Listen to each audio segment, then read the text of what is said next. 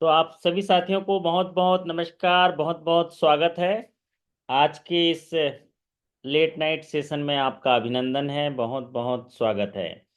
आशा करता हूं कि आप सभी शानदार होंगे, जबरदस्त होंगे और दीपावली की तैयारी में लग चुके होंगे, क्योंकि आज से कई हजार साल पहले 14 वर्षों का वनवास काटकर बुराई पर अच्छाई की जीत हुई थी और अधर्म पर धर्म का झंडा लहराकर धर्म की जीत करके मर्यादा पुरुषोत्तम भगवान श्री राम अपने अयोध्या नगरी पहुंचे थे और उनकी खुशहाली में पूरी जो घर की सफाई और पूरे भारतवर्ष को दीप जलाकर जो है जगमगा दिया गया था और उनका अभिनंदन किया गया था। तो आप लोग भी ऐसे घर की तैयारी कर रहे होंगे और साफ सफाई कर रहे होंगे और साथ ही साथ अ, भगवान के आने के लिए प्रतीकात्मक जो है आप प्रार्थना भी कर रहे होंगे और पवित्र मन से ये संस्कार जो है आप निभा रहे होंगे। सांस्कृतिक परंपराओं और विरासत से भरा हुआ ये देश है और ऐसे त्योहारों से हम जो है प्रेरणा लेते हैं और एक ऊर्जा की शक्ति को जो है इकट्ठा करते हैं और जिस कर्तव्य और कर्म के पथ पर जो हमें प्रेरणा मिली है उस पर हम अपने ऊर्जा का संचार करने की कोशिश करते हैं। मनोज मीना जी, मेरी आवाज़ पहुंच रही है आप तक? और राजीव तिवारी जी कोई साथी कंफर्म कर देंगे? आवाज आ रही है सर। हाँ मीना जी, तैयारी चल रही, सफाई चल रही है, घर वर की सफाई चल रही है कि नहीं नहीं? नहीं नहीं सर, नहीं चल रही है, पढ़ाई चल रही है। आज है ट्रेनिंग कि? करके आया था भोपाल एसटीसी में ही। अच्छा, भोपाल आए हुए हैं अभी? हाँ सर, आज आ गया वापस ब्यावराई। अरे तो मिलना था ना भोपाल में। अरे सर, क्लास से ही 7 बजे फ्री होते थे भोपाल में। ऐसा क्या? ओके। हाँ सर। तो आपका कहाँ पर है? अरेरा हिल्स में है ना आपका? हाँ सर। तो आपके यहाँ तो मिलना था, 100 मीटर की दूरी पर तो मैं मुलाकात हो जाता, आवाज़ लगाते आवाज़ मेरे तक पहुँच जाती। बात नहीं हो पाई थी सर। चलो कोई बात नहीं। तो घर की सफाई भी करनी है, त्योहार भी मनाना है, साथ ही साथ पढ़ाई भी करना है, क्योंकि एग्जामिनेशन बहुत नज़दीक है। आपका एग्जामिनेशन कौन सी तारीख को है मनोज जी? 10 तारीख को? 17 नवंबर को है सर। 15 नवंबर को है। जी सर। चलिए, तो आज का ये सेशन आपको बहुत सारे क्वेश्चंस देगा, कम से कम मैं कह रहा हूँ कि एक पूरे टॉपिक को कवर करेगा, बहुत सारे टॉपिक को कवर करेगा, साथ ही साथ नंबर भी आपको देगा। ये सेशन बहुत इंपॉर्टेंट है। और मैं तो बोलता हूँ सिर्फ आज की बात नहीं है, साल भर थोड़ा थोड़ा समय निकाल के पढ़ना चाहिए, क्योंकि अगर 24 घंटे में से आधा घंटा भी हम निकाल लेते हैं और पूरे 365 दिन निकाल देते हैं तो हम लोग जो है बहुत ही पारंगत हो जाएंगे और बहुत सारी चीज़ों को समझ पाएंगे। आज ये सवाल के फॉर्मेट में सेशंस हैं, आप लोग को अच्छा लगेगा और उसके कॉन्सेप्ट भी आपको समझ में आएगा। ज़्यादातर क्वेश्चन जो है प्रियोरिटी सेक्टर लेंडिंग से, एग्रीकल्चर से, गवर्नमेंट स्पॉन्सर स्कीम से लिए गए हैं आज के सेशन में। चलिए, तो 5 चीज़ें जो इम्पोर्टेंट होती हैं प्रमोशन एग्जाम के लिए। एक इम्पोर्टेंट चीज़ तो होती है प्रमोशन एग्जाम के लिए, वो होती है आरबीआई के मास्टर डायरेक्शन। सबसे ज़्यादा जो है इम्पोर्टेंट होता है एग्जामिनेशन के लिए आरबीआई के मास्टर डायरेक्शन। दूसरा इम्पोर्टेंट होता है गवर्नमेंट स्पॉन्सर स्कीम्स। तीसरा इम्पोर्टेंट जो होते हैं आपके करंट अपडेट या बैंक में जो जो अभी अभी चेंज हुआ है। और चौथा इम्पोर्टेंट्स होते हैं आपके इंटरनल सर्कुलर। और पांचवा इम्पोर्टेंट्स होते हैं रिकॉल क्वेश्चन, मतलब पिछले समय क्या क्या सवाल पूछे जा रहे हैं, उससे आप ट्रेंड को पकड़ लेते हैं और उसके थीम को पकड़ लेते हैं और तैयारी करने लग जाते हैं। तो उसी ट्रेंड पे हम लोग ये सवाल तैयार किए हैं। पहला सवाल आपकी स्क्रीन पर देखिए क्या लिखा है। The following schemes are cover under priority sector lending in agriculture. Priority sector lending में एक मुख्य जो प्रियरिटी सेक्टर का पार्ट होता है वो होता है एग्रीकल्चर। एग्रीकल्चर में 3 भाग होते हैं, एक भाग होता है फार्म एग्रीकल्चर, एक भाग होता है एग्रीकल्चर इंफ्रास्ट्रक्चर और एक भाग होता है आपका एग्रीकल्चर एंसिलरी सर्विसेज।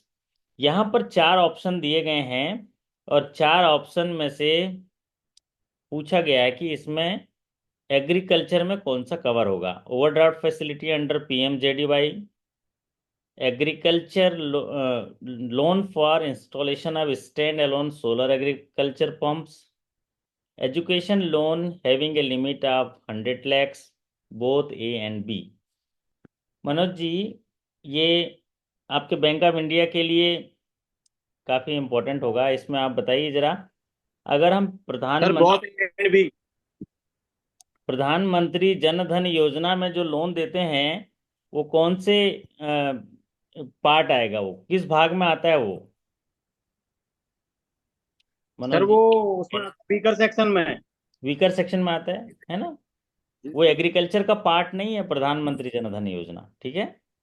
वीकर ठीक है। सेक्शन में वही कर आता है। सकते। और एजुकेशन लोन जो होता है वो कौन से में आएगा? एजुकेशन लोन, वो भी 1 करोड़ लिखा है यहाँ पर। एजुकेशन लोन 1 करोड़ का सर जो लिमिट है, तो कौन से किस में 20 लाख आएगा? तक। प्रियोरिटी में आएगा कि किस में आएगा? सर ये प्रायोरिटी में नहीं आएगा, प्रायोरिटी में तो अप टू 20 लाख तक आएगा। अप टू 20 lakhs आएगा। प्रधानमंत्री जन धन योजना के तहत जो ओवरड्राफ्ट लिमिट देते हैं वो वीकर सेक्शन में आएगा। और installation of stand alone solar agriculture pumps, ये लोन जो है वो किस में आएगा? एग्रीकल्चर में आएगा कि नॉन एग्रीकल्चर में आएगा? एग्रीकल्चर में जो एग्रीकल्चर में ही आएगा सर। ठीक है। एग्रीकल्चर के किस भाग में आएगा? क्योंकि एग्रीकल्चर के 3 पार्ट हैं: फॉर्म एग्रीकल्चर, एग्रीकल्चर इंफ्रास्ट्रक्चर ये सर और एंसिलरी सर्विसेज। एग्रीकल्चर इंफ्रास्ट्रक्चर में आएगा सर। नहीं, देखिए क्या लिखा है, stand alone solar agriculture pump. इसका मतलब ये है, एक किसान उस जो सोलर सिस्टम बिठाएगा, वो सोलर सिस्टम बिठाने का उपयोग अपने ही खेतों में पानी देने के लिए करेगा, तो ये फॉर्म एग्रीकल्चर में आएगा। किस में आएगा? फॉर्म और मैं एग्रीकल्चर में।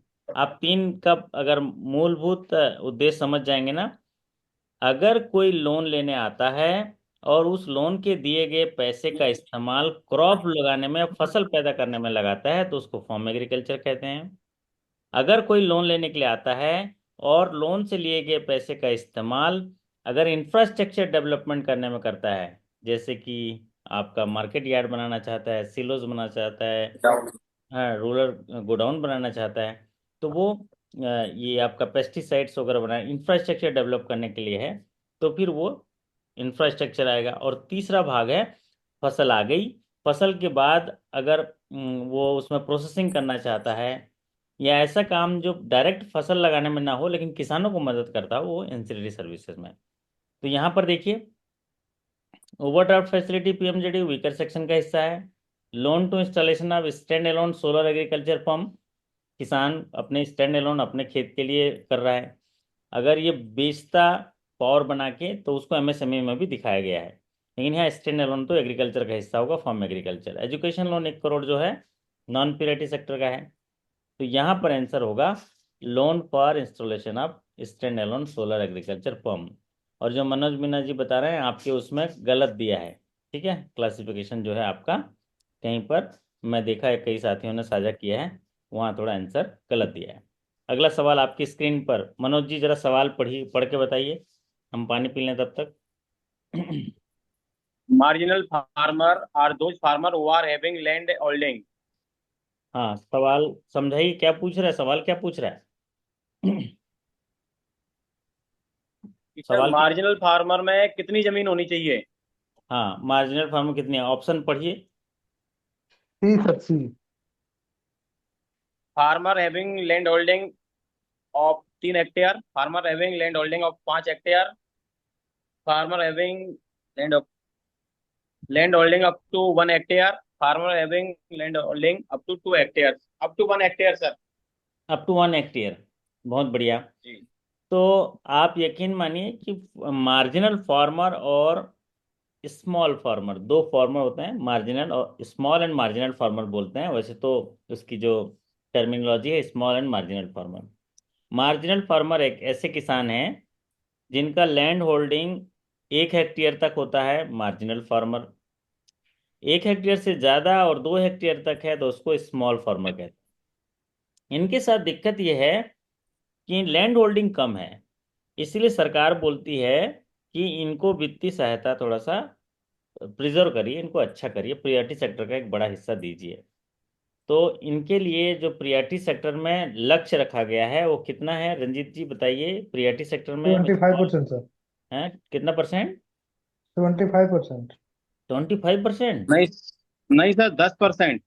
हाँ ये हुई ना बात, मनोज जी तो ताज़ा ताज़ा पढ़ के आए भैया, इनको अभी एकदम अभी अभी इनको, इसलिए तो हम माइक ऑन करके रखे हैं इनको, है ना। ताज़ा ताज़ा पढ़ के आए, एकदम खरा खरा सब सोना इन्हीं के पास है अभी, है ना। चलिए बहुत बढ़िया, 10%। 10% लक्ष्य। और प्रियोरिटी सेक्टर में एग्रीकल्चर का कितना लक्ष्य है मनोज जी? 18% सर, 18%। 18% ANBC और CEOB whichever is higher है। विच विजन तो आया। उस एग्रीकल्चर में से सरकार ये कह रही है कि भाई जिनके पास लैंड होल्डिंग कम है उनको बैंक जो है सीधे लोन दे दे, और उनको जरूर लोन दे दे, क्योंकि भारत में लैंड होल्डिंग कम होते जा रहा है, जनसंख्या बढ़ते जा रही है। ऐसे कंडीशन में 85%, 80% से लेके 85% भारत में स्मॉल एंड मार्जिनल फार्मर हैं, एग्री करते हैं मनोज जी। आप अपने आसपास देखना जरा, गांव में रहते हो या कहीं भी रहते हो ना, तो आप पूछना लैंड होल्डिंग कितना कितना हो गया है। क्योंकि जब पहले एक पिताजी थे, उनके बच्चे, वंशावली ऐसे चलता रहा, तो बच्चों में क्या होता है मनोज जी, वो पट्टा बंटते जाता है ना। तो अभी लैंड होल्डिंग कम है, तो सर इसीलिए। वो तो ऐसे ही है, हमारे खुद के मेरे दादाजी किसान थे, हमारे 60 बीघा जमीन थी, पिताजी हाँ। 5 भाई हो गए, तो अब वो बढ़ गई। हम्म। अभी कितना आएगा आपके हिस्से में? अब सर मेरे हिस्से में 6 बीघा है, कि हम 2 भाई है। अच्छा, दो भाई हाँ हैं, तो दोनों भाई को मतलब 6-6 बीघा आएगा। हाँ सर। अच्छा। और फिर और मतलब समझ लो, और छोट होंगे तो फिर 6 बीघा का देखेंगे तो 3.5 या 4 एकड़ बोलते, कितना एकड़, 4 एकड़ होगा। हाँ सर। और अगर ये 6 एकड़ को हेक्टेयर में देखेंगे तो आप तो मार्जिन स्मॉल फार्मर हो गए, है ना। हाँ सर। आप जो है 4 हेक्टेयर में आगे नहीं, बड़े फार्मर हो गए आप तो। 4 हेक्टेयर हो गया आपका तो, है ना। 6 बीघा मतलब 4 हेक्टेयर के आसपास है आप नहीं सर, 1.5 हेक्टेयर होगा। 1.50। 1.50 होगा। जी सर। एकड़ में कितना होता है वो, 6 बीघा? सर एक। जैसे हमारे यहाँ हम्म। 4 बीघा का 1 हेक्टेयर होता है। अच्छा। जी। 4 4 बीघा का 1 हेक्टेयर होता है ना। जी सर। ठीक है, तो 1.5 हेक्टेयर होगा, ठीक बोल रहे हैं। चलिए, तो आप मार्जिनल फार्मर होंगे, लेकिन एक बार गूगल करके आप देख लेना वीघा वर्स कन्वर्टर वगैरह, क्योंकि अलग अलग स्टेट में भी उसका है, उसका कॉम्बिनेशन। तो यहाँ पर मार्जिनल फार्मर जिनके पास 1 हेक्टेयर की जमीन है, 1 हेक्टेयर की जमीन मतलब 2.5 एकड़ के आसपास होती है, 2 हेक्टेयर की जमीन लगभग 5 एकड़ के बराबर होती है। तो स्मॉल एंड मार्जिनल फार्मर का डेफिनेशन जरूर पूछता है हर एग्जामिनेशन में, यहाँ पर मार्जिनल का पूछा है तो मार्जिनल का आप लोग जानते हैं। अगला सवाल आपकी स्क्रीन पर है, what is the ceiling limit of loans given to the startup which are included in priority sector lending. ऐसे लोग जो प्रियोरिटी सेक्टर लेंडिंग में स्टार्टअप कॉन्सेप्ट के साथ आते हैं, स्टार्टअप के साथ आ रहे हैं, तो उनका जो है सीलिंग क्या है, स्टार्टअप लोन के लिए जो है प्रियोरिटी सेक्टर में सीलिंग क्या है, ये पूछ रहा है। तो आप लोग बताइए जरा क्या है, 10 करोड़ है, 15 करोड़ है, 25 करोड़ है? 50 करोड़ एंड अबव। 50 करोड़ है नवाब? नहीं सर, नहीं sir, loan up to 50 50 crore. Crore हाँ 50 करोड़ भाई, 50 करोड़ से 50 ऊपर करोड़ हो जाएगा तो स्टार्टअप में उसको प्रियोरिटी सेक्टर में नहीं लिया जाएगा, है ना। 50 करोड़ का जो लोन है वो प्रियोरिटी सेक्टर में अगर कोई आता है स्टार्टअप बिठाने के लिए, तो सरकार उसमें बहुत सारे बेनिफिट भी देता है स्टार्टअप को। और स्टार्टअप के लिए जो है उनको लोन प्रोवाइड किया है। और ये बहुत ही जो है बढ़िया एकदम कॉन्सेप्ट है कि नए नए जो है स्टार्टअप लेके आएंगे, तो उसमें सरकार जो है बहुत सारी बेनिफिट देता है, क्योंकि इकोनॉमिक ग्रोथ, स्टार्टअप इकोसिस्टम, नए एम्पावरमेंट, नया जो इनकम जनरेशन, और नए आइडिया लेके, नए जो, ये फ्लैगशिप इनिशिएटिव है गवर्नमेंट ऑफ इंडिया का, जिसमें वो स्टार्टअप कल्चर और उनको एक इंक्लूसिव इकोसिस्टम में इनोवेशन और एंटरप्रेन्योरशिप डेवलपमेंट करने के लिए सरकार उनको जो है बेनिफिट देती है। साथ ही साथ स्टार्टअप के लिए बहुत सारे इंफ्रास्ट्रक्चर प्रोवाइड कराती है, और उनको जो है हैंड होल्डिंग सपोर्ट्स प्रोवाइड कराती हैं। उन्होंने कॉर्पस बजट भी रखा है इकोनॉमिक उसके लिए, जो सिडबी के माध्यम से उनको मिलता है। तो ये स्टार्टअप प्रियॉरिटी सेक्टर में, और जो वो स्टार्टअप के लिए उन्होंने, कोई जानते हैं क्या, रंजीत जी जानते हैं? इकोनॉमिक स्टिमुलेशन के लिए उन्होंने एक बजट रखा है 10,000 करोड़ का, जो सिडबी के लिए है, कि ये जो उनको एक अच्छा रेगुलेटरी इन्वायरमेंट मिले। साथ ही साथ स्टार्टअप को टैक्स बेनिफिट है, ईजियर कंप्लायंस है, उनको कम से कम कंप्लायंस करना पड़ता है। फिर उनको एक कंपनी सेटअप करने के लिए थोड़ा सा इजी एसेस है।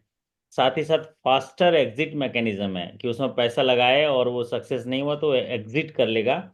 तो ये सारे मैकेनिज्म प्रोवाइड किया गया स्टार्टअप के लिए। और उसके लिए सरकार जो है स्टार्टअप इंडिया पोर्टल भी दिया हुआ है, और इसमें जो है सरकार जो है मदद करती है। तो ये इसका लिमिट है 50 करोड़। चलिए अगला सवाल आपकी स्क्रीन पर। What is the maximum limit of education loan to be included in priority sector? priority sector में एजुकेशन लोन जो है उसकी लिमिट पूछा गया है। एजुकेशन लोन प्रियॉरिटी सेक्टर का एक अहम रोल है, क्योंकि शिक्षा प्रियॉरिटी में होता है, और शिक्षा, भारत के नागरिक अगर शिक्षा अच्छी ग्रहण करेंगे तो वो अपना चरित्र निर्माण करेंगे, अपना हुनर बढ़ाएंगे और देश के उत्थान में काम करेंगे, और एक अच्छे नागरिक होने की भूमिका निभाएंगे। इसीलिए शिक्षा को प्रियॉरिटी सेक्टर में रखा गया है। पहले ये लिमिट जो है 10 लाख था, जिसे बढ़ाकर अभी हमारे सभी 20 लाख। साथी लिख रहे हैं 20 लाख कर दिया गया। तो अभी आप सीधे सीधे 20 लाख पर टिक लगा रहे हैं, और ये जानते भी हैं। है आसान सा, लेकिन हर बार सवाल पूछता है, इसलिए जानना भी बहुत जरूरी है। प्रियॉरिटी सेक्टर के agriculture, MSME, export credit, housing loan, education loan, social infrastructure, renewable energy और अदर प्रियॉरिटी सेक्टर, इनमें ये प्रियॉरिटी सेक्टर के हिस्सा हैं। तो इनके सारे सीलिंग आपको याद रहने चाहिए। तो याद रखने के दो तरीके हैं, या तो अच्छे से कंठस्थ कर लें या बार बार पढ़ें। तो ये सवाल चूंकि बार बार आता है, इसलिए आपको याद हो गया कि चाहे इंडिया में हो चाहे इंडिया से बाहर हो, अगर 20 लाख रुपए तक के एजुकेशन लोन लेता है, उसमें वोकेशनल कोर्सेज भी हैं, तो भी आपको प्रियॉरिटी सेक्टर का हिस्सा कहलाएगा। High credit flow in districts under priority sector lending is considered as. Priority sector lending के तहत जो जिले में है हाई क्रेडिट फ्लो, उसको कंसीडर किया जाएगा अगर पर कैपिटा वो लोन का अमाउंट कितने से ज्यादा होगा। हाँ 10,000। जी, ये सुना है कभी? Per capita priority sector is higher than 6,000, higher than 10,000, higher than 20,000, higher than 25,000। Manoj ji चले गए? मनोज जी, जगते रहना है। ये क्या है? हाँ जी, जगह है ना। प्रियॉरिटी सेक्टर लेंडिंग में ये कहा गया है कि आपको डिस्ट्रिक्ट्स में हाई क्रेडिट फ्लो देना है और पर कैपिटा देना है, उसको कंसीडर किया जाएगा हाई क्रेडिट फ्लो अगर पर कैपिटा प्रियॉरिटी सेक्टर लैंडिंग में वो 25,000 से ज्यादा हो तो। अब पर कैपिटा का यहाँ मीनिंग ये होता है पर पर्सन, एक पर्सन अगर डिस्ट्रिक्ट्स में 25,000 से ज्यादा है तो हाई क्रेडिट फ्लो कहलाएगा, प्रियॉरिटी सेक्टर लैंडिंग के तहत कंसीडर किया जाएगा। ये उसका कॉन्सेप्ट है। ये नया सवाल है, तो आप लोग याद कर लीजिए कि अगर तो फिर से सर, हाँ जी, एक बार रिपीट कीजिए ना सर। प्रियॉरिटी सेक्टर लैंडिंग में अगर किसी डिस्ट्रिक्ट्स में पर कैपिटा प्रियॉरिटी सेक्टर लैंडिंग 25,000 रुपए से ज्यादा दिया जाए, इसका मतलब ये हुआ, पर कैपिटा का मतलब पर पर्सन। पॉपुलेशन में पर कैपिटा को जो है पर पर्सन के हिसाब से उसको समझा जाता है, पर पर्सन के आधार पर समझा जाता है। तो इसको पर पर्सन अगर 25,000 से ज्यादा देते हैं तो वो उसको क्या बोलते हैं? उसको प्रियॉरिटी सेक्टर में हाई क्रेडिट फ्लो उसको माना जाता है। तो हाई क्रेडिट फ्लो के आधार पर जो है आप इसको आएगा, तो आप पर कैपिटा अगर 25,000 से ज्यादा का लोन दिए गए हैं तो उसको हाई क्रेडिट फ्लो डिस्ट्रिक्ट में कहेंगे। ठीक है, चलिए अगला सवाल है आपकी स्क्रीन पर। The turn around time in case of agriculture loan above ₹1,60,000 is. 1,60,000 से ज्यादा के लोन, एग्रीकल्चर लोन अगर मिलता है तो कितने दिनों में सैंक्शन हो जाने चाहिए रंजीत जी? कितने दिनों में सैंक्शन हो जाना चाहिए एग्रीकल्चर लोन? 14 दिन में, 7 दिन में, 7 डेज सर। कि 13 दिन में, 10 दिन में? 7 डेज। तो एग्रीकल्चर लोन जो है 1 वीक में सैंक्शन हो जाते हैं। मनोज जी सहमत हैं? हाँ सर। 1 वीक में। वैसे साधारण तौर पर कितने समय लगते हैं आपको, मतलब ब्रांच में भी 1 वीक में तो हो ही जाते होंगे, मतलब अगर ज्यादा लोड ना हो तो सामान्यतः, है ना? हाँ सर, हो जाते हैं। अब तो हमारे SKB से सेंक्शन होते हैं 1,60,000 से जाओ ऊपर वाले तो हो जाते हैं 1 वीक में। अच्छा, तो आपके ब्रांच में सैंक्शन होते हैं कि आपके रीजनल प्रोसेसिंग सेंटर में होते हैं? हाँ सर, ये SKB के प्रोसेसिंग सेंटर में होते हैं सर, 1,60,000 से ऊपर वाले। ओके, और 1,60,000 तक वो ब्रांच डेलीगेशन है सर। ब्रांच डेलीगेशन है। क्यों? 1,60,000 तक मतलब क्यों? मैं एक सवाल पूछता है ना कि without collateral agriculture loan can be extended up to how much? बिना कोलिटरल सिक्योरिटी के एग्रीकल्चर लोन दिया जा सकता है कितने रुपए तक, मनोज मीना जी? एक एक 1,60,000 तक। 1,60,000 पहले ये लिमिट कितनी थी? भाई 1 लाख थी, जिसे बढ़ाकर 1,60,000 थी, पहले है ना? हालांकि 3 साल से 1,60,000 है, लेकिन 3 साल पहले ये 1 लाख थी, जिसे बढ़ाकर 1,60,000, तब से ये सवाल पूछ रहा है, अभी भी पूछता है। चलिए अगला सवाल आपकी स्क्रीन पर देखिए, पूछा है ancillary activity activity in agriculture includes.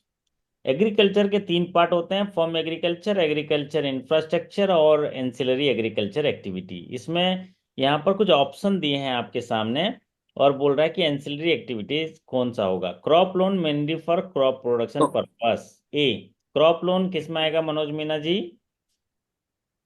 Crop loan तो सर फार्म क्रेडिट में आएगा ना। पंप क्रेडिट में आएगा।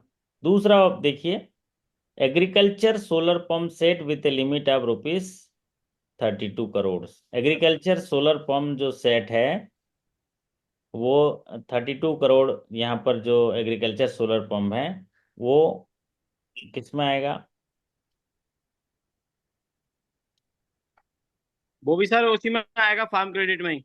हाँ, फॉर्म क्रेडिट में आएगा। फॉर्म क्रेडिट में नीड बेस होता है, सीलिंग नहीं होता है, ठीक है? जितना जरूरत है, फॉर्म एग्रीकल्चर में जितना किसान को जरूरत है उतना जो है उसकी एलिजिबिलिटी के आधार पर वो फॉर्म। तीसरा है loan to food processing industry.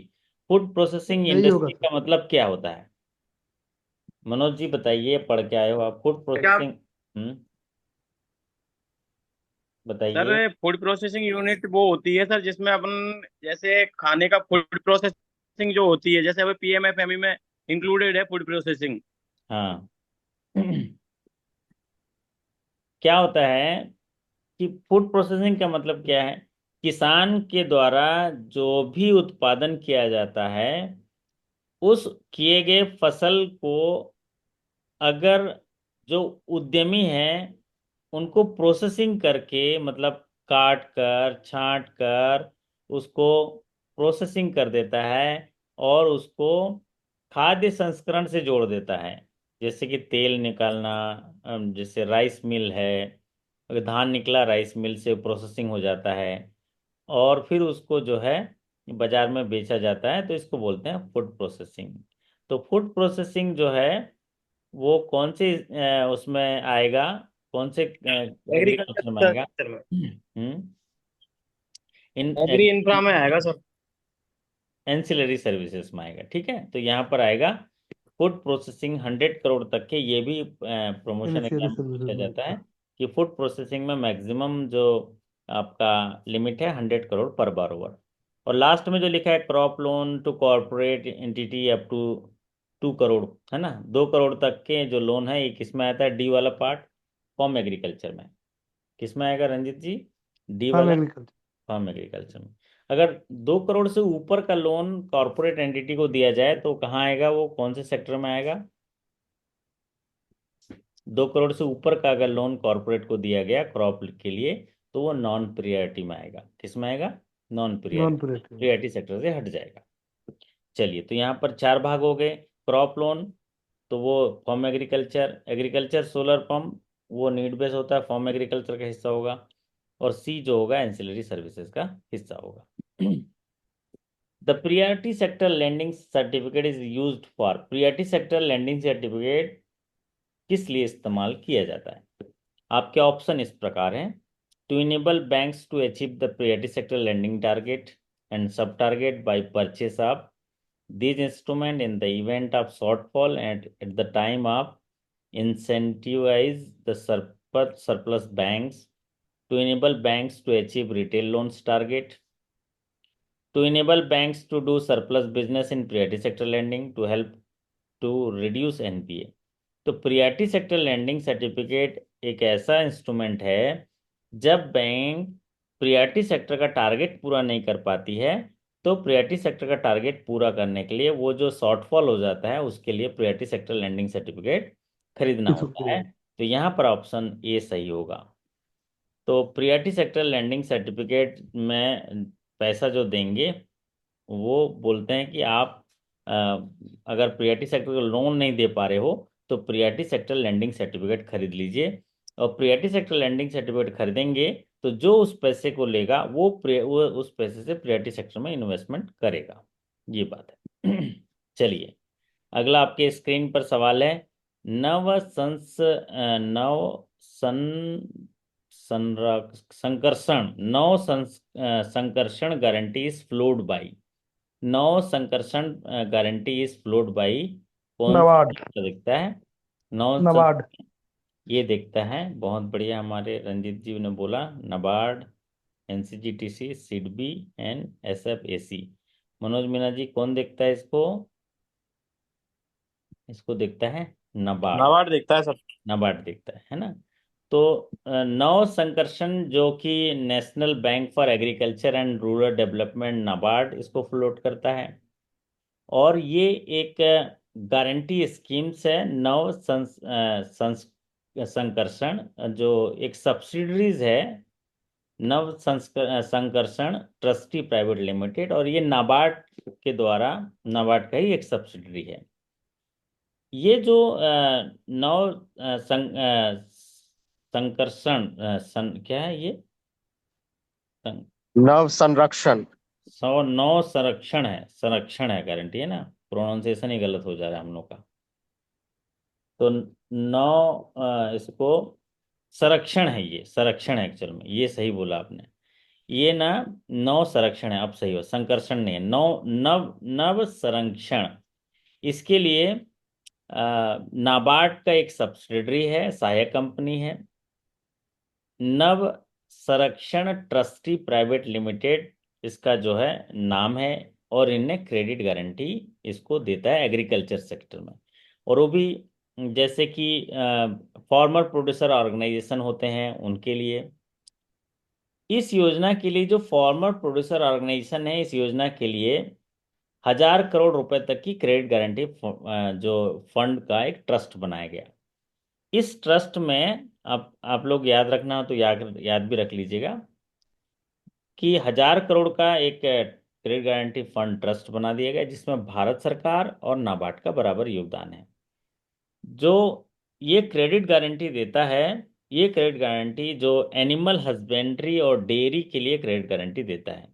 इस अच्छा। योजना के हाँ, इस योजना के तहत जो एनिमल हस्बेंड्री होते हैं जिसको पशुपालन बोलते हैं, और डेयरी फार्मिंग होते हैं डेयरी के लिए, इसके लिए 750 करोड़ का क्रेडिट गारंटी जो फंड बनाया गया, जिसका ट्रस्ट का संचालन जो है भारत सरकार करती है। तो सर, ये ये 15,000 करोड़ रुपया क्या है सर इसमें? 15,000 करोड़ जो है वो बजट आउटलेट है, ये क्रेडिट गारंटी फंड ट्रस्ट बनाया गया वो है। 15,000 करोड़ जो होते हैं ना, वो कहाँ पर 15,000 करोड़ दिख रहा है आपको? सर ये जो क्या बोल रहा हूँ, animal subsidiary dairy under the animal का दिया ना, तो उसमें 15,000 करोड़ अच्छा, वो लिखा हुआ था बजट में सर। दिया है, बजट बजट की बात कर रहे हो? Yes sir. बजट में वो दिया गया इतना क्रेडिट फ्लो करोगे करके ना, क्रेडिट फ्लो का होगा वो, है ना? वो अच्छा, ओके। मतलब फाइनेंशियल ईयर में क्रेडिट फ्लो का है, बट हम अभी यहाँ बात कर रहे हैं नव संरक्षण। और इसमें नव 750 संरक्षण, करोड़। हाँ, ये नहीं, ध्यानपूर्वक सुनिए।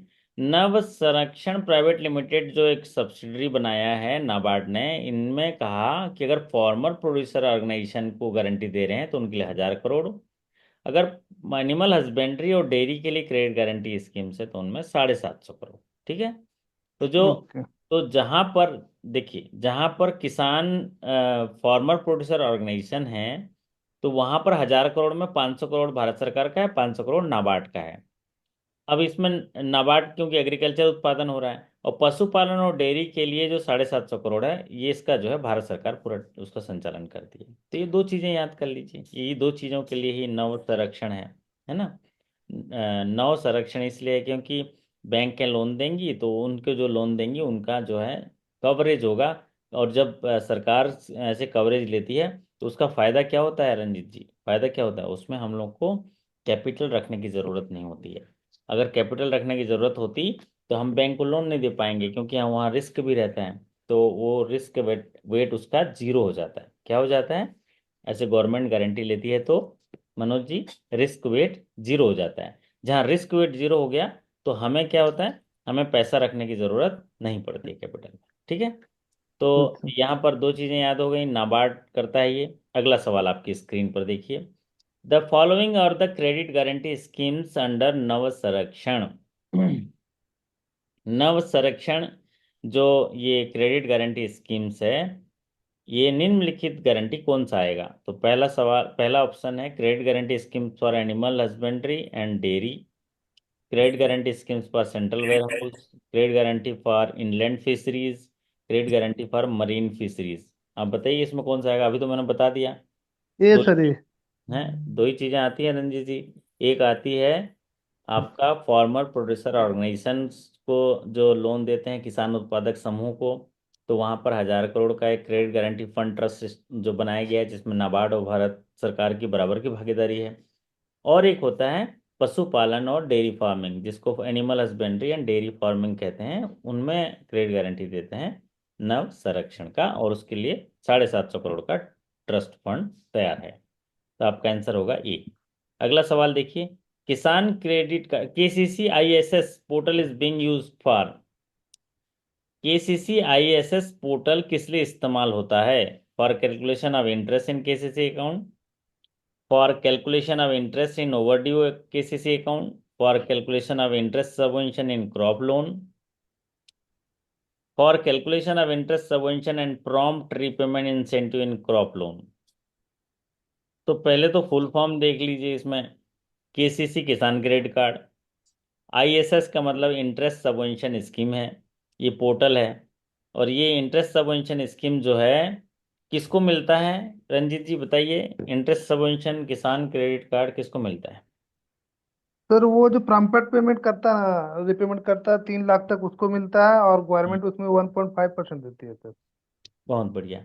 3 लाख रुपए तक का अगर आपने लोन दिया है किसान को, 7% की दर से लोन दिया है, तो सरकार कहती है कि बैंक बहुत अच्छा है, कम ब्याज दर पर मेरे किसान को, भारत के किसान को लोन दिया है। तो बैंक का नुकसान ना हो जाए करके सरकार क्या करती है, बजट में से अपना प्रोविजन करके रखा है, उन्होंने बोला 1.5% हम बैंक को देंगे, क्योंकि बैंक जो है हमारे किसान भाइयों को कम ब्याज दर में लोन दिया। दूसरा, उन्होंने किसानों को और एक दिया कि आप भाई, आप लोन तो ले रहे हो बैंक से, लेकिन लोन को समय पर चुकाएंगे। अगर फसल आते ही चुका देंगे तो प्रॉम्प्ट रीपेमेंट जब ड्यू होता है चुका देंगे, तो आपको हम 3% का और इंटरेस्ट सबवेंशन देंगे। Yes sir. आप सोचो कितना अच्छी बात है रंजीत जी, बताओ आप सोचो। सरकार कितना अच्छा कर रही है ना। तो हम्म। अगर एक तो कम ब्याज दर पर आप 7% पर आप उनको खेती करने के लिए लोन मिल रहा है, फिर खेती करने के बाद फसल पैदा होता है, फसल नुकसान हो गया तो क्रॉप इंश्योरेंस भी है, फसल पैदा हुआ, फसल को बेचे, बेचने के बाद उनका कहना है कि एक दिन एक रात के लिए बैंक में रख दीजिए, हैं रंजीत जी। हाँ, यस। कई बैंकें तो बोलते हैं भैया आज ले आओ, शाम तक हम दे ही देंगे प्रोसेस करके, फिर आप प्रॉम्प्ट पेमेंट हो गया। लेकिन पॉलिसी ये कहता है कि आज ये वन नाइट जो है, आज 5 लाख का 3 लाख का क्रेडिट कार्ड है, 3 लाख रुपए किसान क्रेडिट कार्ड है, 3 लाख रुपए जमा कर दे, कल सुबह फिर ले जाए। और दूसरा, आजकल तो इतनी सुविधाएं हैं कि वो उसको दोबारा निकालने के लिए मांगने भी नहीं आए, हम लोग उसको कार्ड दे के रखते हैं, वो कहीं से भी निकाल सकता है। प्रॉम्प्ट पेमेंट में 3% और, तो किसान को पड़ेगा 4%। 1 लाख रुपए का अगर लेंगे तो 4,000 रुपया साल का। तो ये सुविधा है। अगला सवाल आपकी स्क्रीन पर है, what is the menu in Finacle for KCC ISS portal data entry. ये तो बैंक ऑफ इंडिया का ही है मनोज जी, आपको पता ही होगा। वैसे तो फिनाकल में जो भी, केसीसी आईएमएस सर। हाँ जी हाँ, पिनाकल में है उनके लिए केसीसी आईएमएस। तो मीनू का कोई फुल फॉर्म नहीं होता है, वो ऐसे शॉर्टकट ही होता है, मेनू ही पूछता है।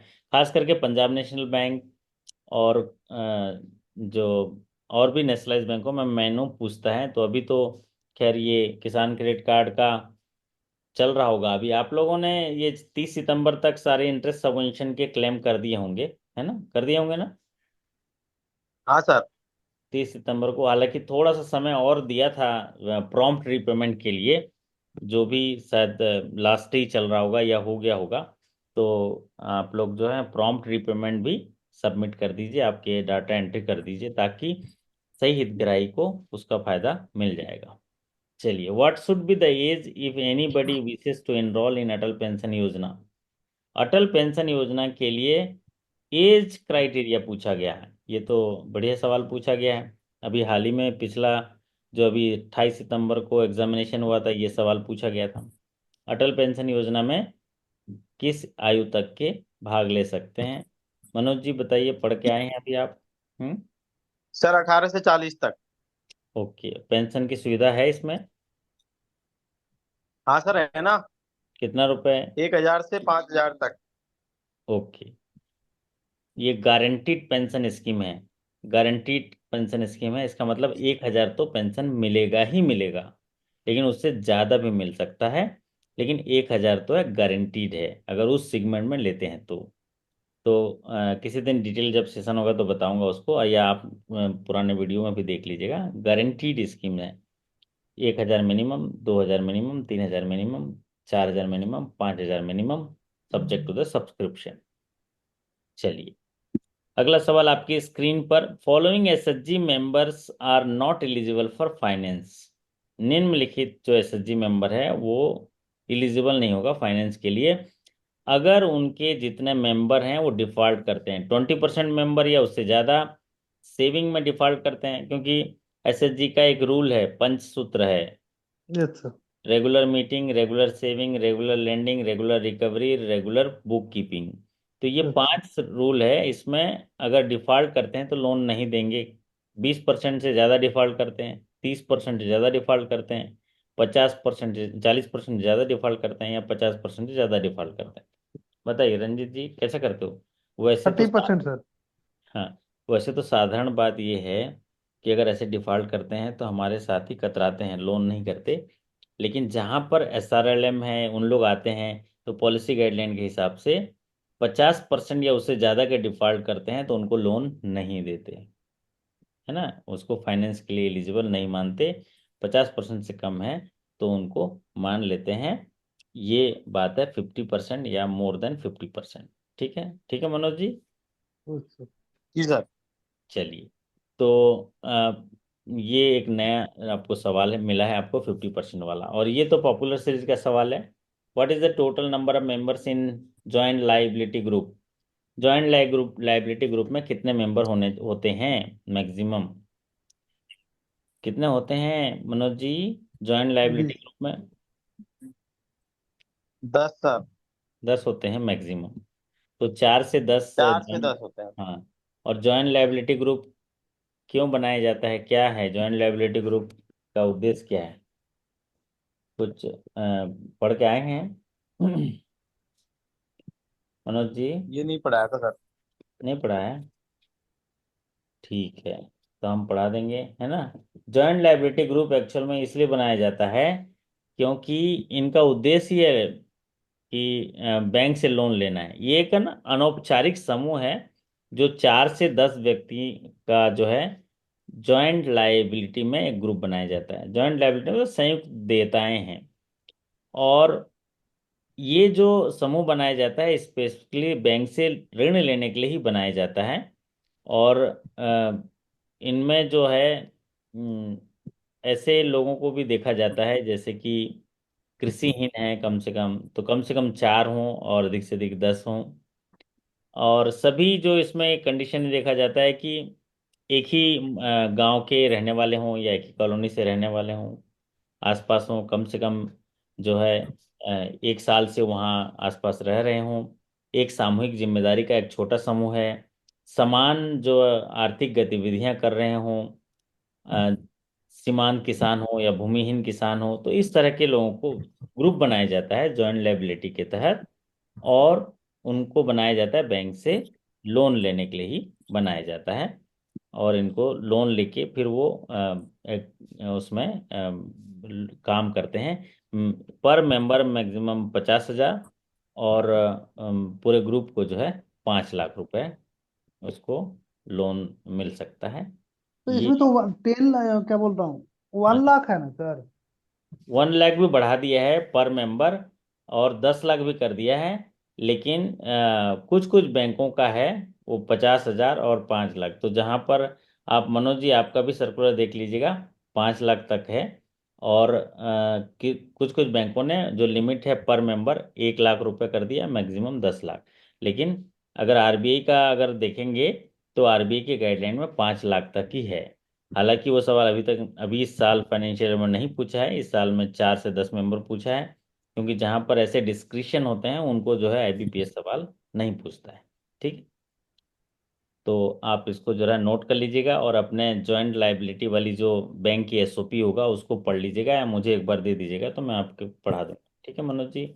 और मनोज जी आप बैंक ऑफ इंडिया से है ठीक ना, है सर। तो मेरे को कुछ पॉलिसी भी थोड़ा सा प्रोवाइड करा दीजिए ना, फिर मैं पढ़ा दूंगा। जैसे ऑडिट पॉलिसी ठीक। है ना, आप अलग से थोड़ा एक बार बात करिएगा, हम ठीक है सर। मैं आपको बता दूंगा, है ना। जी सर। अगला, overdraft facility in Pradhanmantri Jandhan Yojana is available to. Overdraft facility देते हैं आप लोग प्रधानमंत्री जनधन योजना में, या नहीं देते हैं? देते तो नहीं है सर। देते नहीं है, देना चाहिए। पॉलिसी क्या कहती है, किसको देना चाहिए? सभी अकाउंट होल्डर को, हेड ऑफ द फैमिली को, hmm. Senior most women women of the family को, कि only one member of the family preferably women? Manoj Meena ji D बोल रहे हैं। और हमारे साथी कुछ कुछ बोलते क्यों नहीं? इतना सन्नाटा क्यों है? हाँ रंजीत जी सर बताइए। ऑल अकाउंट होना चाहिए सर। ऑल अकाउंट होना चाहिए, अच्छी बात है। पवन जी बोल रहे हैं ऑल होना चाहिए, पवन कुमार जी। और हमारे साथी हैं सब एकदम बढ़िया सफाई उफाई करके सो गए हैं, मुझे लग रहा है ना। कोई बात नहीं, सुबह हमारे साथी देखेंगे। ओवरड्राफ्ट फैसिलिटी के लिए सरकार जो है, आरबीआई का गाइडलाइन ये है, आरबीआई कहता है कि एक परिवार में एक को दिया जाए। रंजीत जी समझ रहे हैं, ओके। प्रधानमंत्री जन धन योजना का उद्देश्य क्या है? हर व्यक्ति का खाता हो, एक परिवार में जितने व्यक्ति हैं सबका खाता हो। अब उसमें ओडी की फैसिलिटी क्यों दी गई? भाई उस परिवार में अगर कोई आकस्मिक हो गया, कोई बीमार पड़ गया, कुछ हो गया, एकदम सडनली एकदम कुछ हो गया, तो उनको दिक्कत ना हो, वोट फैसिलिटी देंगे। तो उसमें एक परिवार में एक को दिया गया। लेकिन उसमें फिर ये कहा गया प्रेफरेबली वुमेन को दे दो, क्योंकि वो महिलाएं जो है ना पैसा बचा बचा के रखती हैं घर में, ताकि कभी कोई भी मुसीबत हो गया सडनली अस्पताल, चलो दवाई खाने के लिए पैसा नहीं है तो उसमें इस्तेमाल करे। ठीक है। तो यहाँ पर सभी को नहीं मिलेगा, एक परिवार में एक, और प्रिफरेबली वुमेन को। हो गया, क्लियर हो गया। मैक्सिमम अमाउंट कितना सर, 10,000?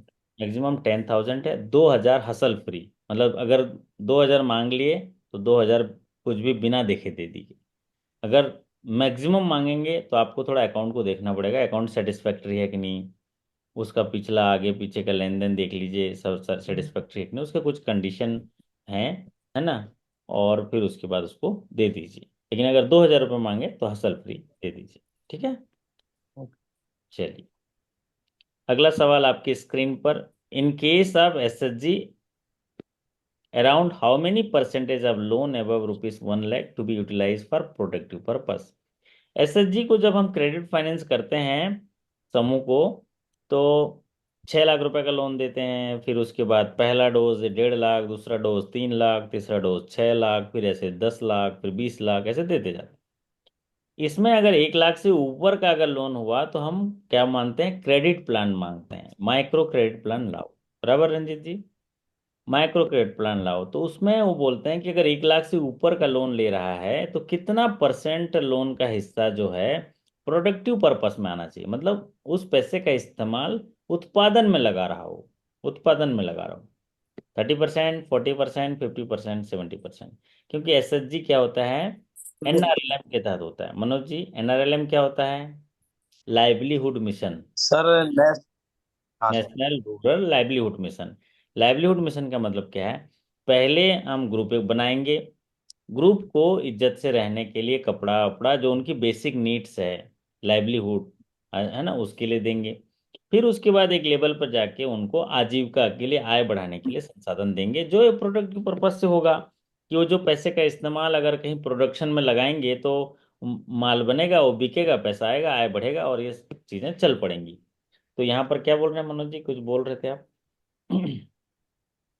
अगर 1 लाख से ऊपर है तो 50%, और अगर 4 लाख से ऊपर है तो 75% होना चाहिए। ठीक है। अगर 1 लाख से ऊपर है तो 50%, मतलब 50,000 वो अपने दैनिक खाने पीने में लगा सकते हैं, कपड़ा खरीदने में लगा सकते हैं, साड़ी खरीदने में लगा सकते हैं, है ना। जैसे आप लोग समूह को देखते होंगे ना मनोज जी, गुलाबी कलर की साड़ी पहन के आते हैं, सब अच्छे से रहते हैं, अच्छे से आना जाना, तो ये लाइवलीहुड। लेकिन 50% हिस्सा फिर उसको वो प्रोडक्टिव पर्पस में लगाना चाहिए। हालांकि आप तो कोशिश करते हैं कि सारा का सारा प्रोडक्टिव में लगा दे, लेकिन पॉलिसी ऐसी बनाई गई है। अगला सवाल आपकी स्क्रीन पर। Loan to distress farmer in डेप्ट to non institutional lender is categorise in which category? मान लीजिए कोई किसान है जो पूरी तरह से मनी लेंडर से पैसा लिया हुआ है और उनके कर्ज के तले दबा हुआ है, और उसको आप लोन देते हैं, तो वो कौन से कैटेगरी में आएगा? बताओ Ranjit ji. Farm credit, non farm credit, agriculture infrastructure, agriculture ancillary services. नाम farm credit. Non farm credit ये क्या होता है जी? ऐसा कोई क्रेडिट तो है ही नहीं, पहली बात तो। हम्म ऐसा कुछ है क्या मनोज जी? पढ़ के आए हो आप तो भी। हम्म हाँ सर, ये डिस्ट्रेस फार्मर है जो नॉन फार्म क्रेडिट में ही आएगा। पहली बात तो ये है कि नॉन फॉर्म क्रेडिट टर्मिनोलॉजी नहीं है। आप टर्मिनोलॉजी को देखिए, एक है फॉर्म क्रेडिट, और एक है agriculture infrastructure, agriculture ancillary services. और नॉन फॉर्म क्रेडिट का कोई नहीं है, या तो नॉन प्रियॉरिटी सेक्टर में जाएगा। ठीक है। तो यहाँ पर लोन टू डिस्ट्रेस फार्मर, अगर कोई मनी लेंडर के कर्ज तले दबा है, उसको अगर लोन देंगे तो फॉर्म क्रेडिट में आएगा, वो फॉर्म क्रेडिट में आएगा। फॉर्म क्रेडिट है मेरा एग्रीकल्चर, जो जो मैं पढ़ाया हूँ प्रियोरिटी सेक्टर वाला वीडियो देख लीजिए उसमें, या एग्री प्रियोरिटी सेक्टर का पॉलिसी देख लीजिए आरबीआई का, उसमें ये बात आपको मिल जाएगी, फॉर्म क्रेडिट में आएगा। ठीक है। एक होता है वीकर सेक्शन में भी होता है। वीकर सेक्शन में क्या होता है? अगर किसी को 1 लाख रुपए तक का वो करते हैं, जिसको डिस्ट्रेस पर्सन है अदर देन फार्मर है, तो वीकर सेक्शन में भी आता है 1 लाख रुपए तक का। और अगर किसान है तो वो फॉर्म क्रेडिट में आएगा।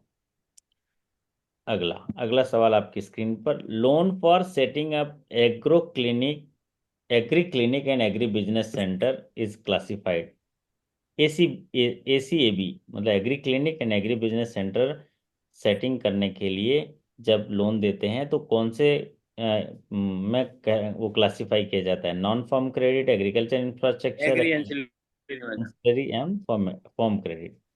तो ये एग्री एंसिलरी में आएगा, क्योंकि फॉर्म क्रेडिट मतलब ऐसे व्यक्ति को लोन देना जो सीधे सीधे फसल उगा रहा है, तो फॉर्म क्रेडिट आएगा, या एलाइड एक्टिविटी कर रहा है तो फॉर्म क्रेडिट आएगा। ऐसी चीज के लिए लोन देना जिससे कि वो एग्रीकल्चर तो नहीं कर रहा है, लेकिन उसके रख रखाव, भंडारण, या उसकी चीजों को उसको उसको सुविधाएं प्रदान करना है, बुनियादी आधारभूत संरचना दे रहा है। जैसे सर स्क्रीन नहीं दिखाई दे रहा है। स्क्रीन नहीं दिखाई दे रहा है मनोज जी जी सर। को? मनोज जी को नहीं दिख रहा है? नहीं, दिख रजित दिख रही है तिवारी। सर, स्क्रीन दिख रही है। हाँ, दिख रही। लाइट जलाओ ना दिख Raju ji, light light light दबाओ। हैं, कई लोग डिस्टर्ब भी करते होंगे ना राजू जी, है ना। ये देखो तो रात को भी पढ़ रहे हैं तिवारी जी। बंद कर दो स्क्रीन, खो करके स्क्रीन बंद कर दिए होंगे आपके आज आसपास। हम्म हाँ, तो जहाँ सीधे खेती करने के लिए लोन लेता है फार्म क्रेडिट कहलाता है। जहाँ पर बुनियादी आधारभूत संरचना स्थापित करने के लिए लोन लेने आया है तो एग्रीकल्चर इंफ्रास्ट्रक्चर कहलाएगा। और ऐसे चीज के लिए लोन लेने आया है जो सीधे खेती तो नहीं करता, लेकिन जो व्यक्ति जो किसान खेती कर रहे हैं उनको मदद करता है, तो उसको एग्रीकल्चर एंसिलरी सर्विसेज में कहते हैं। अगला है loan to startup engage in agriculture with a limit of ₹50 is classified as. अगर 50 करोड़ तक के एग्रीकल्चर में अगर स्टार्टअप है, स्टार्टअप होता है तो वो एंसिलरी सर्विसेज में आता है। क्योंकि स्टार्टअप क्या, जो नए आइडिया के साथ आएगा, स्टार्टअप आएगा और बोलेगा कि मैं किसानों को बीज को 2 गुना कर दूंगा, फसल उत्पादन बढ़ा दूंगा, उनको मदद करूंगा, तो ये एंसिलरी सर्विसेज में आएगा 50 करोड़ तक के स्टार्टअप को। अगला सवाल ये भी इंपॉर्टेंट है, इसको याद कर लीजिए। Loan to startup engage in agriculture 50 crore तक है स्टार्टअप, एंसिलरी सर्विसेज में आएंगे। वैसे एंसिलरी सर्विसेज में मैक्सिमम कैपिंग कितना है प्रियोरिटी सेक्टर का, कोई बताएगा? राजू जी, अब दिख रहा है screen? 1 crore sir. 100 crore. 1 crore sir. 100 crore sir. Raju Tiwari ji दिख रहा है आपको? अच्छा वो चले, 100 करोड़, बहुत बढ़िया। 100 करोड़ आएगा। अगला सवाल आपकी स्क्रीन पर देखिए। What is the loan limit per borrower for setting up school drinking water facility under social infrastructure in priority sector? Priority sector का एक अहम हिस्सा है जिसको सोशल इंफ्रास्ट्रक्चर कहते हैं। सोशल इंफ्रास्ट्रक्चर एक ऐसी बुनियादी संरचना देता है, सरकार इसको प्राथमिकता मानती है, जैसे कि स्कूल की व्यवस्था है, और हॉस्पिटल है, सैनिटाइजेशन है, ये सैनिटेशन फैसिलिटी है। तो ये सोशल इंफ्रास्ट्रक्चर जो है इंडिया में, इसको जो है अगर कोई बनाता है तो उनको फसल फ्री लोन मिल जाए, बुनियादी जिसको ढांचा मिल जाए, सामाजिक सोशल बुनियादी ढांचा बनाने के लिए, जैसे कि शिक्षा, 5 करोड़ है सर। शिक्षा और कौशल के लिए अभी दिया गया है। क्योंकि शिक्षा से, कौशल से क्या होता है, जो हमारे नागरिक हैं उनके मानव संसाधन की उत्पादकता बढ़ती है। शिक्षा उसके पास रहेगा तो व्यक्ति जहां भी जाएगा ना वो प्रोडक्टिव काम करेगा।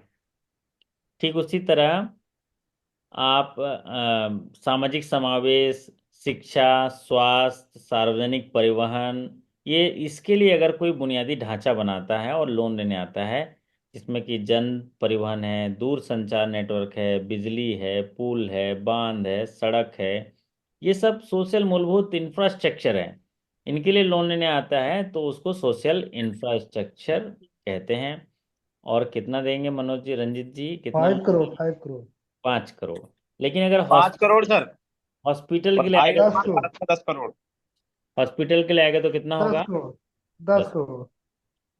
और आयुष्मान भारत के तहत, 10 करोड़ सर।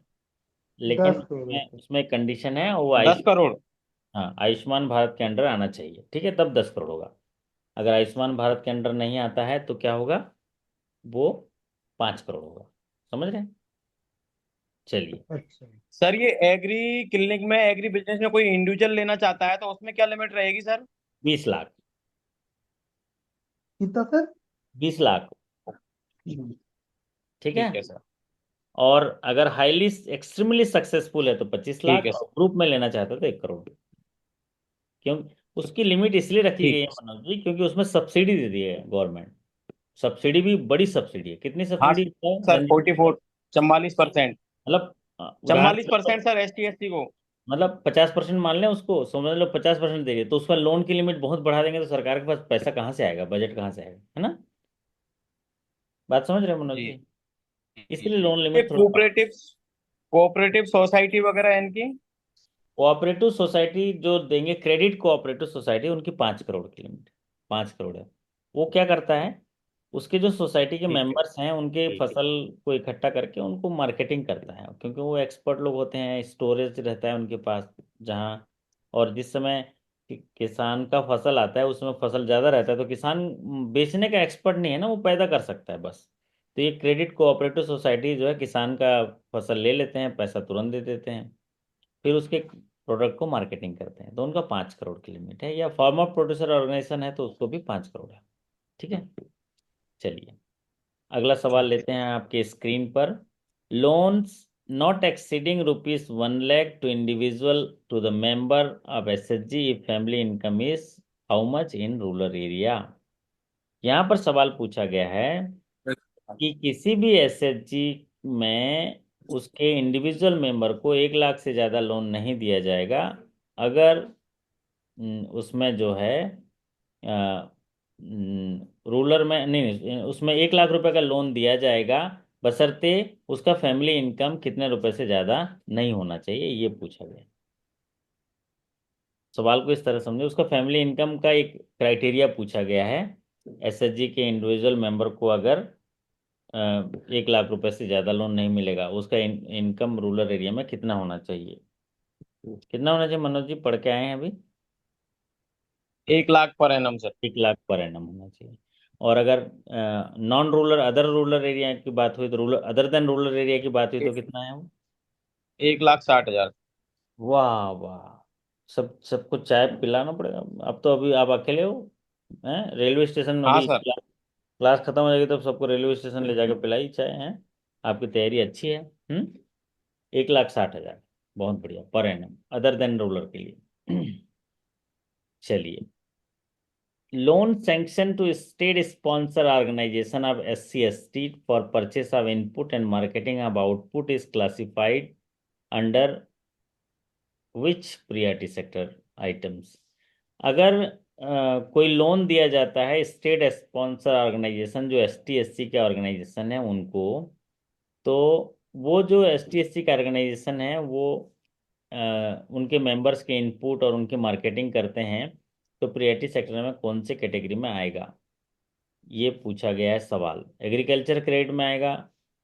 नहीं आएगा। एग्रीकल्चर क्रेडिट में क्रेडिट कोऑपरेटिव सोसाइटीज MSME। या फार्मर प्रोड्यूसर ऑर्गेनाइजेशन का आता है, या एसएचजी का आता है, या क्रॉप की बात आती तो आता है। एमएसएमई, एमएसएमई में भी नहीं आएगा, सोशल इंफ्रास्ट्रक्चर में भी नहीं आएगा। जहां भी ST/SC को आता है वो other priority sector weaker section का हिस्सा होता है, तो इसको अदर्स में क्लासिफाई की जाएगी, इसको अदर्स देंगे। ठीक है, अगला सवाल आपकी स्क्रीन पर है। किसान क्रेडिट कार्ड कितने साल के लिए वैलिड होता है? 5 ईयर। 5 साल के लिए 5 ईयर। होता है। और इसका रिन्यूअल कितने साल में होता है? डॉक्यूमेंट फ्रेश डॉक्यूमेंट कितने साल में लिए जाते 5 हैं? ईयर। 5 ईयर। 5 ईयर में। तीन। हम्म नहीं सर, 3 साल में। हाँ, फ्रेश डॉक्यूमेंट 3 साल में। और रिन्यूअल कितने साल में होता है? Renewal 5 year. है, हर साल होता है? रिन्यूअल तो सर 5 ईयर में ही होता है। रिन्यूअल हर साल में होता है, लिमिट पाँच पाँच साल साल की के लिए लिमिट वैलिड। बनती है इसमें। रिव्यू हर एक साल होता है। Review renewal 5 year. Review review हर एक साल होगा। रिन्यूअल 5 साल में होगा, लिमिट 5 साल के लिए बनता है, रिव्यू हर साल होगा। और उसका जो डॉक्यूमेंट फ्रेश डॉक्यूमेंट ऑब्टेन करना है वो 3 साल के अंदर, बराबर। तो 3 साल में सर एओडी ले लेंगे तो चल जाएगा ना काम सर। नहीं नहीं नहीं चलेगा जी, एओडी ले लोगे तो भी नहीं चलेगा। डॉक्यूमेंट नहीं, एओडी सिर्फ एओडी ले लोगे तो नहीं चलेगा, लेकिन हालांकि डॉक्यूमेंट वैलिड हो जाता है एओडी में, है ना। मतलब अगर लीगली देखेंगे तो डॉक्यूमेंट वैलिड हो जाता है, लेकिन उसे सारे डॉक्यूमेंट ले लीजिए ना, क्यों उसमें मतलब एक कमी रखते हैं, है ना। मतलब आपके ऑडिट में ऑब्जेक्शन आता होगा। एओडी तो हर लेके हर लगा दोगे तो डॉक्यूमेंट रिन्यू हो जाता है, क्योंकि वो एक तरीका है डॉक्यूमेंट अगर एक्सपायर हो गया तो उसको रिन्यू कराने का, है ना। चलिए, तो किसान क्रेडिट कार्ड 5 साल के लिए वैलिड है। अगला सवाल आपकी स्क्रीन पर देखिए।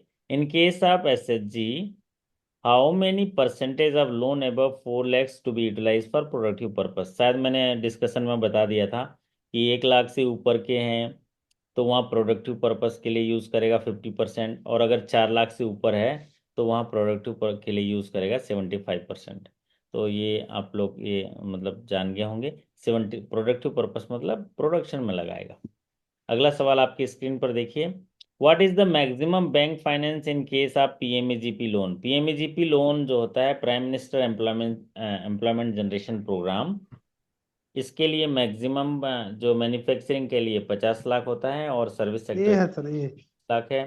लेकिन इसमें इसमें पूछा क्वांटम ऑफ फाइनेंस, तो क्वांटम ऑफ फाइनेंस आपने देखा ही होगा, जो स्पेशल कैटेगरी होते हैं उनको 5% का मार्जिन है, और जो अदर है उनको 10% का मार्जिन है। तो पहला ही वाला ऑप्शन इसका सही दिख रहा है, जैसे कि अच्छा। हमारे मनोज जी बता रहे हैं कि जो अगर जनरल कैटेगरी का है तो प्रोजेक्ट कास्ट का 90% और स्पेशल कैटेगरी है तो प्रोजेक्ट कास्ट का 95%।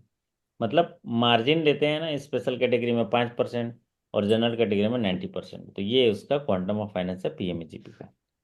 Guarantee or collateral security should not be instead under SHG up to an amount of. अगर कोई एसएचजी लोन देते हैं तो कितने रुपए तक के आप कोलेटरल उसको कोलेटरल फ्री लोन देंगे, बताइए। 20 लाख तक। 20 लाख तक। 20 लाख।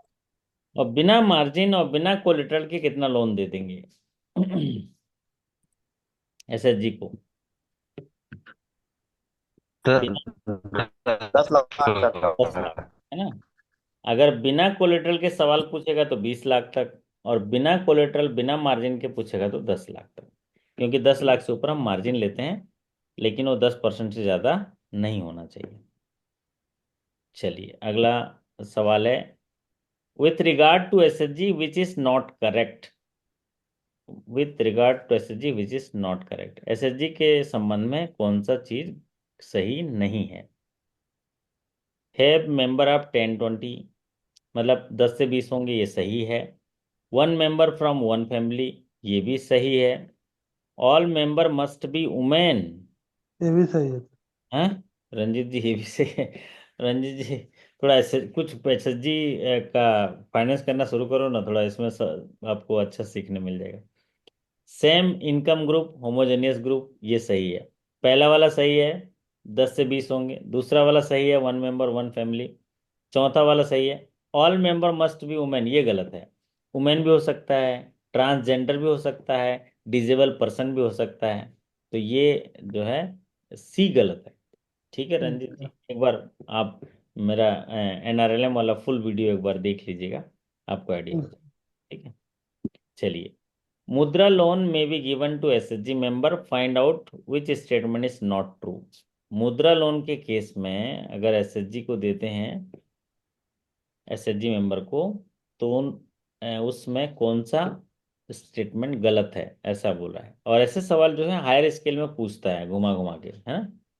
तो मुद्रा लोन में भी गिवन टू एसएचजी मेंबर, बिल्कुल एसएचजी मेंबर को मुद्रा लोन दे सकते हैं। Find out which statement is not true, निम्नलिखित में से कौन सा स्टेटमेंट गलत है? One women in every SHG under DAY NRLM may be provided a loan of rupees 1 lakh under Mudra scheme if otherwise eligible. पहला वाला सही है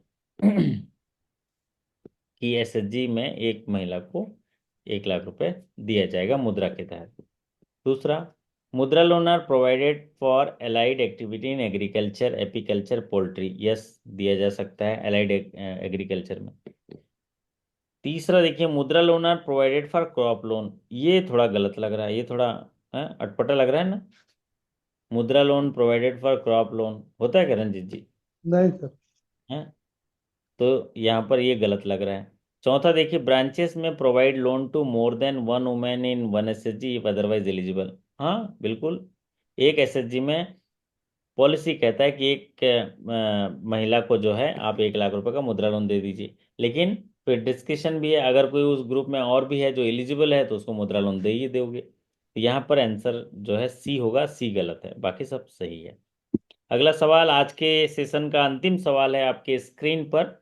the target for lending under weaker section for financial year 2023-24 तो चला गया, मतलब अभी भी वही होगा, 24 चला गया। अगला वीक के लिए भी इतना है। शेड्यूल कॉमर्शियल बैंक का कितना है? वीकर सेक्शन का टारगेट पूछा गया है, कितना है वीकर सेक्शन का टारगेट? 12%, 12%। 10%? 12% सर। 12%। 12%। 12% है राजू जी, अभी दिख रहा है स्क्रीन आपको? जी सर। दिख रहा है। और अगर ये आरआरबी के लिए पूछता है तो क्या होता है इसका आंसर आरआरबी के लिए? 15%। 15%, बहुत बढ़िया। जी सर। हम्म, वाह, ये हुई ना बात। जीवन बड़ा अद्भुत है, इसे जीना चाहिए। जीवन का हर क्षण, हर पल उत्सव है। आप तो यकीन मानो, आप एक बेहतरीन फूल हैं, और खिला हुआ फूल कैसे दिखता है, कैसे महसूस करता है। तो भगवान ने आपको खिलाया है फूल के समान, है ना। तो जिंदगी का हर पल एक उत्सव है। अभी आप लोग त्योहार मना रहे हैं ना मनोज जी, हम मनाएंगे ना, तो कैसे खुशी लगता है ना। जी सर। तो ठीक उसी तरह हमको एक जीवन मिला है, पूरा जीवन उत्सव मनाने के लिए। आज दिवाली मना रहे हैं, सिर्फ 3 दिन नहीं मनाना है। ऐसे और भी सारे चीजें हमारे जीवन में आएंगी जिसको उत्सव मनाना है, क्योंकि उसके लिए भगवान एक अवसर देता है, जो एक सवेरा होता है, एक दिन होता है। तो जिंदगी का हर एक पल एक सुंदर उत्सव है, इसलिए हर सुबह एक नए आरंभ का अवसर है। और कुछ एक लिखा है, पढ़ो मनोज जी साइड में, और क्या लिखा है देखिए, पढ़िए क्या लिखा है। हम्म, जीवन में एक छोटा सा फैसला भी आपको बहुत आगे या पीछे ला सकता है। वाह, समझा दीजिए जरा हमारे साथियों को क्या कहना चाह रहे हैं। जीवन में एक छोटा सा फैसला यानी अच्छा या बुरा आपको जिंदगी में आगे भी ला सकता है, पीछे भी ला सकता है। हाँ, तो ये जो फैसला आप रात को पढ़ने का या डेली पढ़ने का ये फैसला किए हो, इसको आप जिंदगी में आपको आगे ले जा सकता है, ये कहने का तात्पर्य है। और अच्छी चीज पाने के लिए आपको फैसले लेने पड़ते हैं, मेहनत करना पड़ता है। बुरा तो अपने आप हो जाता है। जैसे आप पढ़ेंगे तो सीखेंगे, अच्छा हो जाएंगे, और नहीं पढ़ेंगे तो अपने आप बुरे ही हो जाएंगे, या आप अपडेटेड नहीं रहेंगे। तो हर अच्छी चीज के लिए आपको एफर्ट्स करने पड़ेंगे, फैसला लेना पड़ेगा, अपडेट होना पड़ेगा। जिस तरह मैं आपको एक उदाहरण बता रहा हूँ, है रंजीत जी, चले गए क्या, क्लास नहीं खत्म सर। है। हाँ सर। जी जी। सबसे मतलब ब्रांडेड जो मोबाइल है वो कौन सी कंपनी है, ब्रांडेड मोबाइल जिसका ब्रांड इमेज बहुत ज्यादा है। आईफोन। आईफोन है, 35,000 का कॉस्ट पड़ता है उसको, पता नहीं लाखों, 1,40,000 में बेच देता है। ब्रांडेड है। लेकिन आप बताओ, ये चालू हुआ था, कब चालू हुआ था, 2008 में चालू हुआ था, है ना। अभी 16वां वर्जन आया, 16वां वर्जन। ये क्या करता है रंजीत जी, हर साल एक नया मॉडल लॉन्च कर देता है। समझ रहे हैं रंजीत जी, हर साल नया अच्छा। मॉडल लॉन्च कर देता है। मतलब मॉरल ऑफ द स्टोरी ये है कि आपको अपडेट होना बहुत जरूरी है हर साल। सिर्फ ऐसा नहीं कि 3 साल के बाद एग्जाम होता है तो आप अपडेट होंगे, हर साल अपडेट होना है, बराबर मनोज जी। जैसे आप जुड़े हैं, आप लोग कई साथी जो हैं अच्छे लंबे यस समय से। सर। तो हर साल अपडेट होना है, हर साल जिस तरह नया जो मॉडल लॉन्च करता है। तो आप बताओ कि आपका नया मॉडल कब लॉन्च होगा। अभी दिवाली में अभी हम लोग नया मॉडल लॉन्च करते हैं हमारा, क्योंकि एग्जामिनेशन होते हैं। फिर 3 साल बाद नया मॉडल लॉन्च करते हैं। हमें हर साल जो है खुद का एक नया वर्जन लाना है, नई चीज़ सीखनी है। आज मुझे फॉरेक्स नहीं आता तो फॉरेक्स सीख लूंगा। आज मुझे सीटीएस क्लियरिंग नहीं आता तो वो सीख लूंगा। मुझे कोई एग्जीक्यूटिव ब्रीफ लिखना नहीं आता है, किसी लोन का 50 करोड़ का लोन फाइनेंस करना नहीं आता है, एसओपी बना के सीखूंगा। तो इस तरह का कुछ ना कुछ सीखते रहिए, और वो भी मुस्कुराते हुए, समय के साथ। डेली अगर करेंगे कोई चीज़ धीरे धीरे, तो यकीन मानिए आप सारा जीवन जीते हुए, सब चीज़ों को करते हुए, फेस्टिवल मनाते हुए, मार्केटिंग करते हुए भी सब चीज़ कर लेंगे। तो ये शानदार सा नज़ारा है फैमिली फेस्टिवल का, पीछे आप देख रहे होंगे, गेट टुगेदर था दिवाली से पहले। और ये फायर दिया गया है कि आपके जीवन में भी जो है चिंगारी जरूरी है, क्योंकि चिंगारी होती है तो आपकी एक तैयारी होती है, और आप उसके लिए जंग जारी रखते हैं। आशा करता हूँ कि आज के सेशन में आपको फायदा मिला होगा। कोई फीडबैक दीजिए, फिर हम लोग सेशन बंद करेंगे। मनोज जी, कैसा लगा सेशन।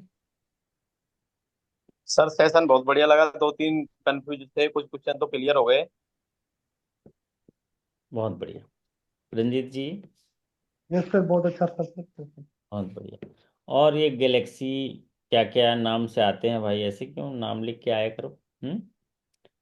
और सुनीता जी, अच्छा लगा आपको। रिंजू आईफोन, हाँ देखिए आईफोन का नाम लिया तो रिंजू आईफोन करके आई हैं। हाँ रिंजू जी, अच्छा लगा सेशन आपको। रिंजूस आईफोन ऐसा करके कुछ है। विकास जी, कैसा है, जी सर। सब अच्छा बढ़िया? लगा सर। अच्छा लगा। चलो जी बहुत सर। ठीक है। तो आप सभी साथियों के अच्छे कार्य निष्पादन, बेहतर स्वास्थ्य और शानदार सफलता की कामना करते हुए आपसे विदा लेते हैं। और आप हमेशा प्रार्थना करिए कि भगवान के साथ एक पार्टनरशिप हो जाए, जिससे इष्ट देवता को मानते हैं आप, उसके साथ पार्टनरशिप हो जाए तो आपका काम बढ़िया हो जाएगा। क्योंकि एक प्रेरणा शक्ति जरूर मिलती है, क्योंकि भगवान सृष्टि चला रहा है। तो उसको जो है अपने साथ हमेशा याद करिए। ज़्यादा आप मेहनत करने की ज़रूरत नहीं है। आप उनको थोड़ा अ, हमेशा जब भी अच्छा काम करते हैं या कहीं भी जा रहे हैं तो उनको याद कर लिए। याद कर लेंगे तो भी काम हो जाएगा। राम को मांग ले मेरे प्यारे, जिंदगी भर गुजारा मिलेगा। तो आप जिसको मानते हैं उससे कुछ मत मांगिए, उसी को मांग लीजिए। उनका दामन पकड़ कर तो देखो, खुशनुमा सा नजारा मिलेगा। चलिए आपसे विदा लेते हैं, फिर मुलाकात करेंगे कल एक नए सेशन में। आप सभी को बहुत बहुत दीपोत्सव की बधाई। खुश रहिए, मुस्कुराते रहिए, सीखते रहिए और खुशी के गीत गाते रहिए। नमस्कार।